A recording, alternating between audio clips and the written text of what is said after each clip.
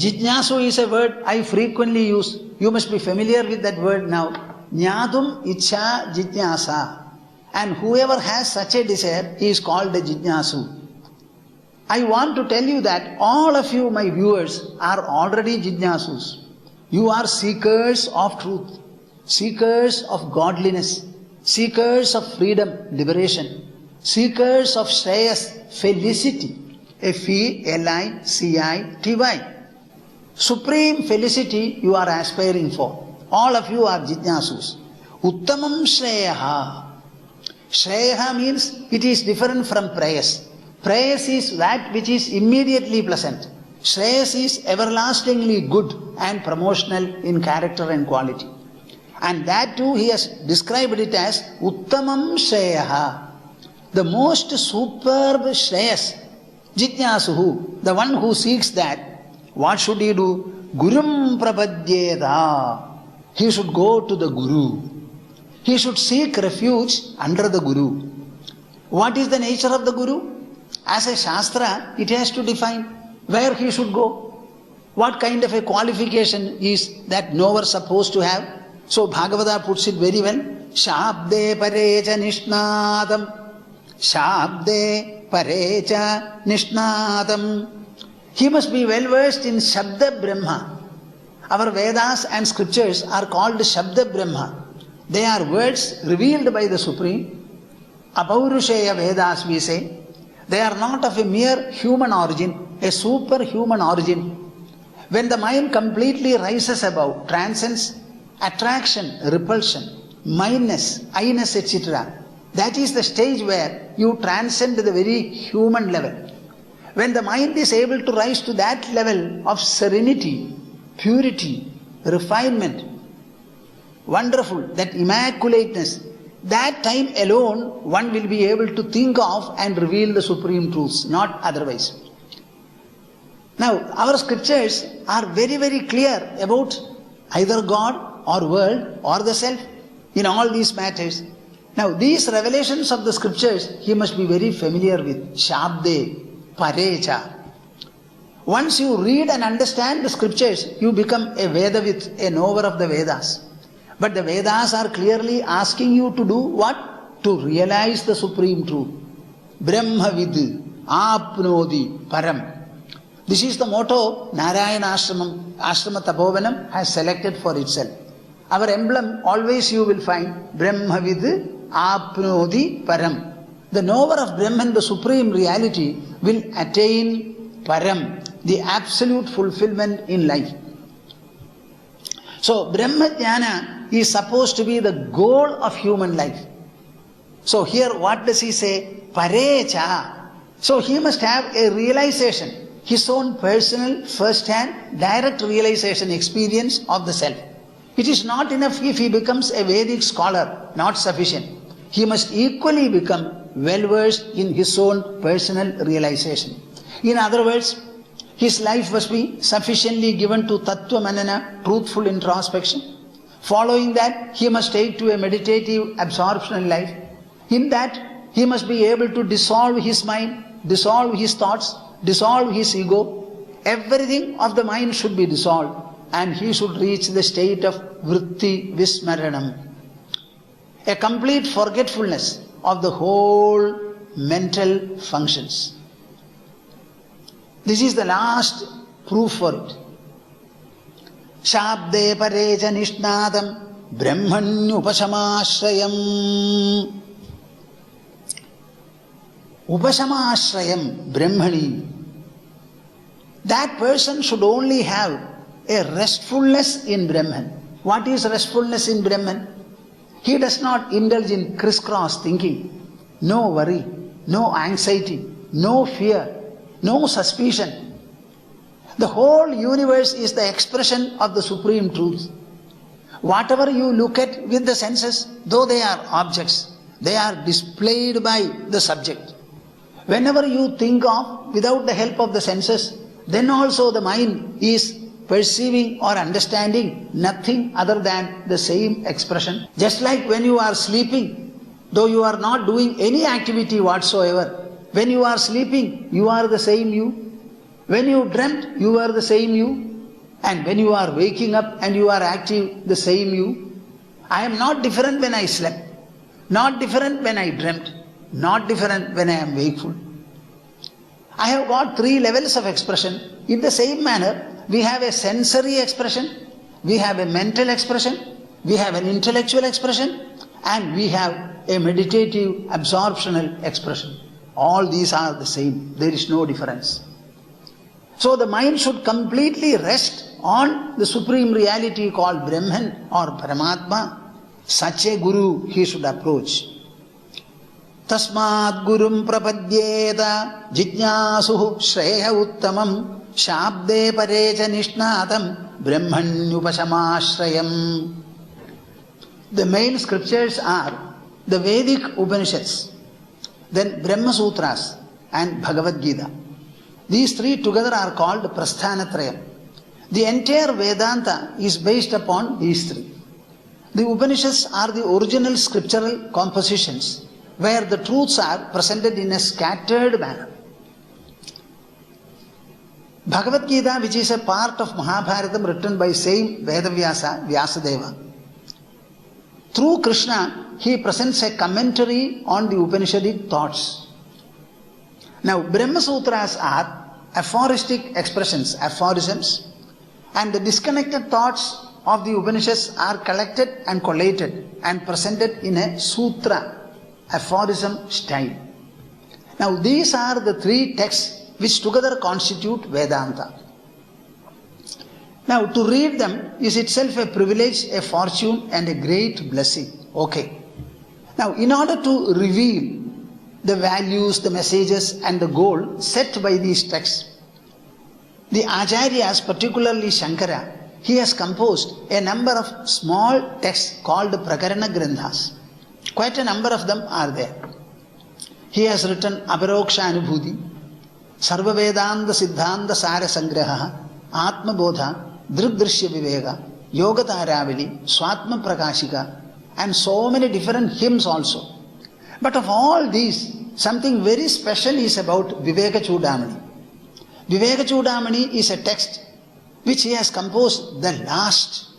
So you will find all the maturity and the sublimity in the full measure. This Viveka Chudamani is in the form of a dialogue between a teacher and a student. Now he presents very beautifully how a student should go to the teacher, and after going to the teacher, what should he speak. He also describes who is a teacher. Now Bhagavatam has described it in this manner. What? Shabde parecha nishnadam brahmanyupasamashrayam. See what Shankara says in a little more specific and poetic manner. Shrotriyo avrjino akamahato yo brahmavittamaha brahmanyuparadashamtaha nirindhana ivanalaha ahetukadaya sindhuhu bandhuhu anamatam satam. In 3 lines, he has described who a Sadguru, a real exponent and instructor on the supreme reality, who he should be. Shrotriyaha means what? Well versed in the scriptures. Sreemad Bhagavatam also uses the same word here, you can say. Avrjino. In his life, he should not have any sinful or questionable note or character. Akamahataha. There should be no desire at all. Even in exposing the scriptures, the exponent should not have any desire or any ulterior motive. Here is a great truth, beneficial to humanity. Somehow I am fortunate to know it and realize it. I delight in it. I rejoice in it. I revel in it. I am exulting. It is natural for me to mention about it. Such a great inner treasure is there. My dears, men and women, come and possess this treasure. Come, possess it in your own hearty manner to the full extent possible. Whatever you consider to be good, you like to share with the others. It should be that kind of a natural sharing. That alone he must have. Akamahataha. His mind should not be smitten by any kind of a desire. He should not try to win over the disciples, use them for any purpose. If they are prepared to travel with him as a co-traveler, very good. There are some teachers who are given to the expositional life in a very effective manner. It requires a lot of traveling, a lot of writing, even publishing, running magazines, journals, etc. As you find, Narayanashrama Tapovanam has now 3 journals. Vicharasetu, the path of introspection in English. I have been running it for the past nearly 50 years. That is the mouthpiece. Whatever activities we are performing, in all of them you can say, our readers of Vicharasetu are active sharers. We are conducting an Annavastra Dana Satram every year in conjunction with Hind Navothana Pradishtan, another public charitable trust. Narayanashrama Tapovanam is a public charitable educational trust. We have been conducting this rice and dress distribution for the past 25 years. This year is the 26th year. The distribution started in the month of July and it continues till almost the end of August this month. This is considered to be a very poor month where the season, the timely rains, the seasonal rains will lay off all agricultural workers. So there is a dearth of job now because of rains. Naturally, we consider it to be a poor month for Kerala. So we started distributing a little rice, 3 kilograms of rice and a dress, either a dhoti or a sari. This time we have distributed sari or a bedsheet. Our target this time is distributed to 27,500 families. Delhi, very near Delhi, Vasundhara in Uttar Pradesh will be one distribution center. And we shall also be distributing in Jamshedpur in Jharkhand. Now 27,500 families are the target. We began it with a very meager figure of 150 poor families. We select them in different areas. Our distribution centers in Kerala are something like 45 to 50, all in remote villages. And invariably, temples and temple precincts are the focus in these areas. So tokens are distributed beforehand to selected families. They are invited to come on a particular day at a particular time, and we receive them with Vedic mantras chanted, and we wave a camphor flame, that which you call Arati.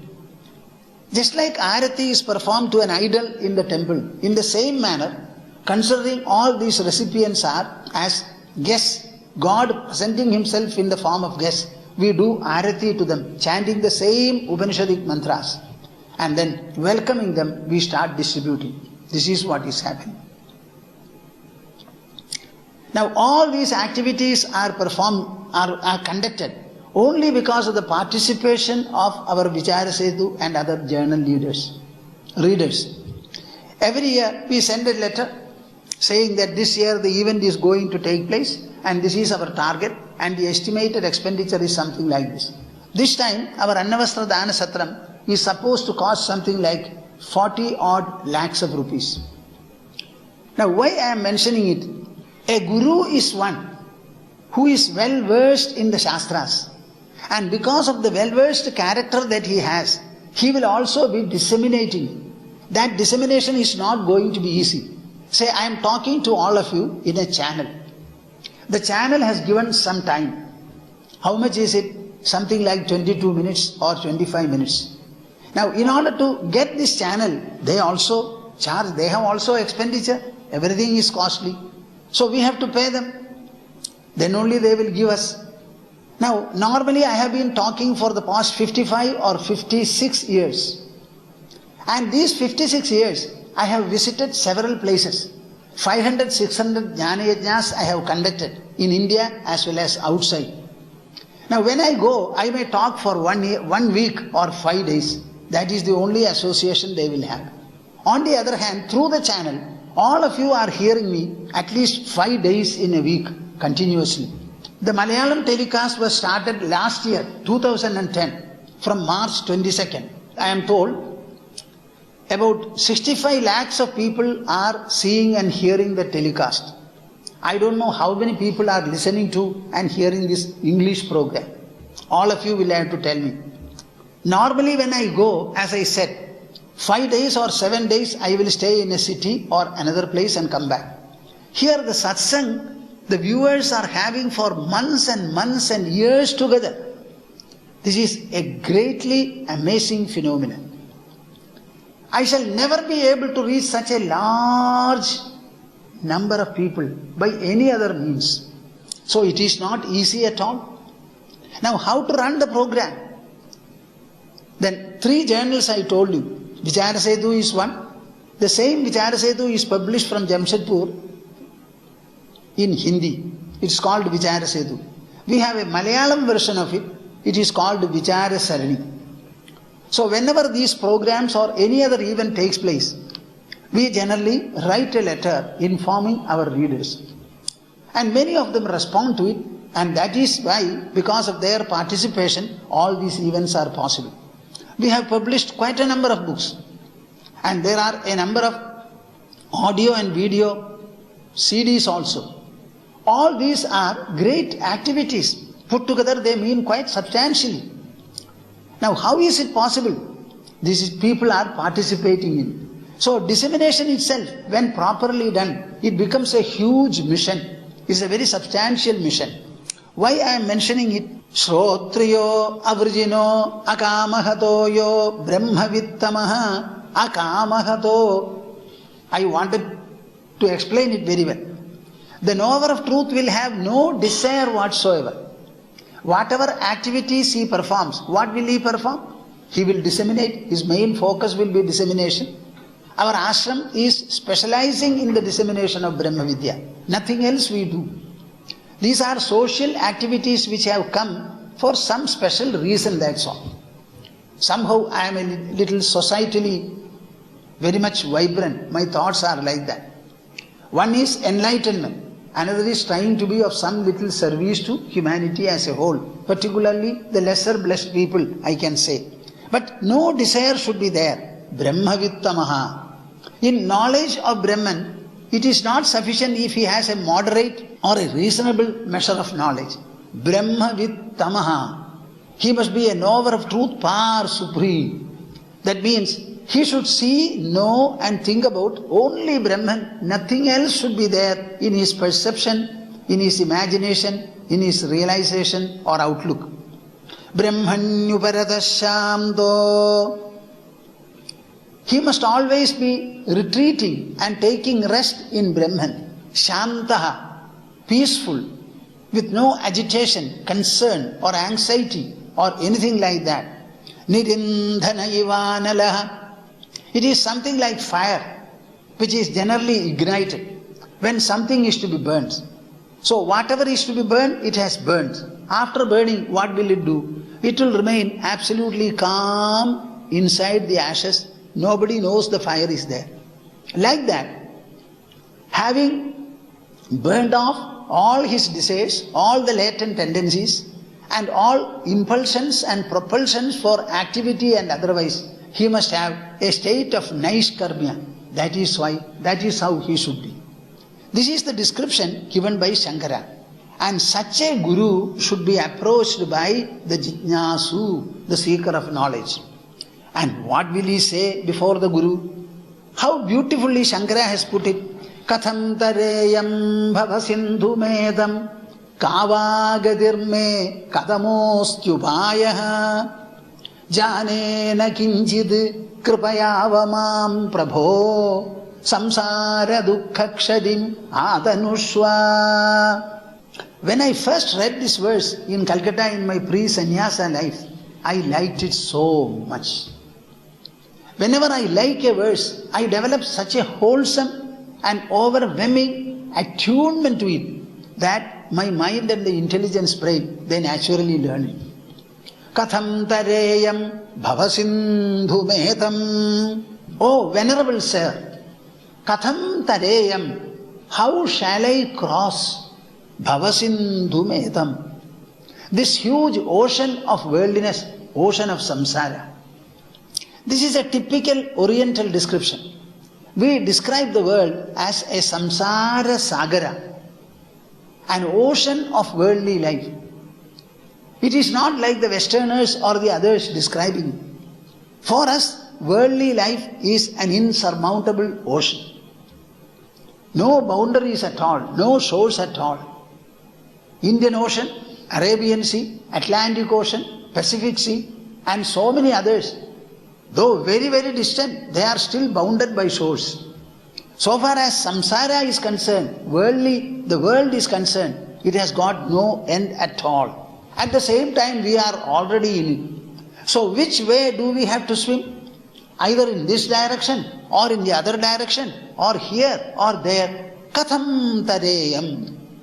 I have thought about it, my dear sir, but I am not able to understand or get any clue whatsoever. Kava gadir me. What kind of a fate will I have in this human life? It is said to be the best form of life. And the human has a lot of potential. By tradition we know that human life has the goal of moksha, attaining liberation. He must become free. He must merge with God. We know it.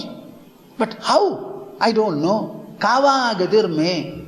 I am enmeshed in worldliness. And all the world objects, including my body, my family members, my house, my property, wealth, everything, all of them are perishable. So my mind is clinging to the perishable things, enmeshed in them. How to extricate the mind and elevate the mind? I am not able to do it all by myself. Because ever since birth, I only had association with the perishable objects of the world. So all the memory, all the tendencies, all the impulsions and propulsions, all of them are like this. So how to have a different approach? Where is that imperishable with which I can equally associate as I am associating with the perishable objects? Katamostyupayaha. Is there any adoptable and effective, efficacious means of approaching this subject? Can I adopt a method or a raft by virtue of which I will be able to cross this ocean? Jane na kinchid. I presented to you all these thoughts, but don't think that I am a scholar. I know nothing. As far as the goal of liberation is concerned, self-realization is concerned, God realization is concerned, I have heard about it. I want it, but I don't know the means for it. Kripayavamam Prabho, take pity and mercy on me, my dear Lord, and protect me. Samsara dukkha kshadim hatanushva. I am smitten by, tormented by, afflicted by, overpowered by, repeatedly pestered by these worldly thoughts, worldliness as a whole.